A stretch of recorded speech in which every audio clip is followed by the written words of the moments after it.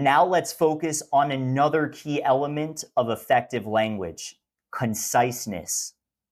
Being concise means expressing your ideas clearly and directly without unnecessary words. This is especially important in our day and age where time is limited and attention spans can be quite short. Let's start with a quick exercise to see the power of conciseness in action. Take a look at these two short paragraphs on the screen. I'll give you a moment to read through them and think about which one is more concise and why.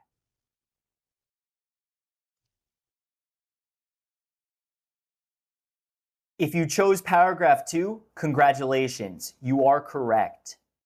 So let's analyze these.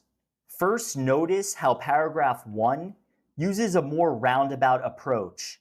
It employs longer phrases and extra words, which can make the message feel heavy and less direct.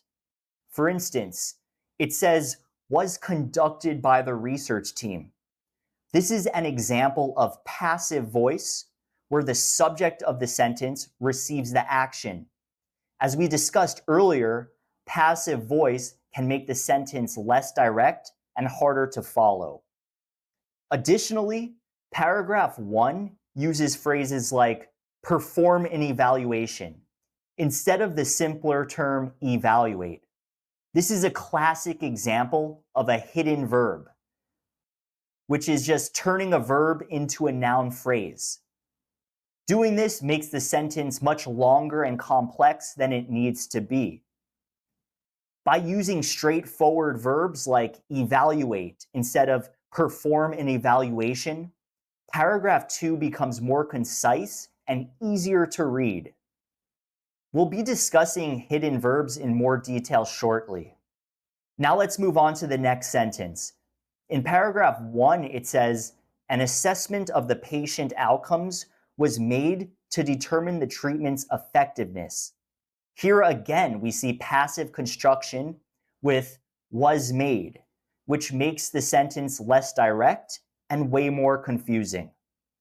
Additionally, make an assessment is a hidden verb, turning the simple action assess into a more complex noun phrase. In contrast, paragraph 2 states more clearly, they assess the patient outcomes, which is way more direct and uses active voice. In the third sentence in paragraph 1, recommendations for future studies were given by the investigators based on these findings also uses this clunky passive voice when it says were given by. In paragraph 2, this is revised to, based on these findings, the investigators recommended future studies. This version not only uses active voice, but also avoids the hidden verb were given, directly stating a single verb, recommended. So in the concise paragraph 2, we see a consistent use of active voice and the consistent avoidance of hidden verbs. These simple fixes really make the sentence structure in paragraph 2 more clearer, more engaging, and in turn easier for the audience to follow.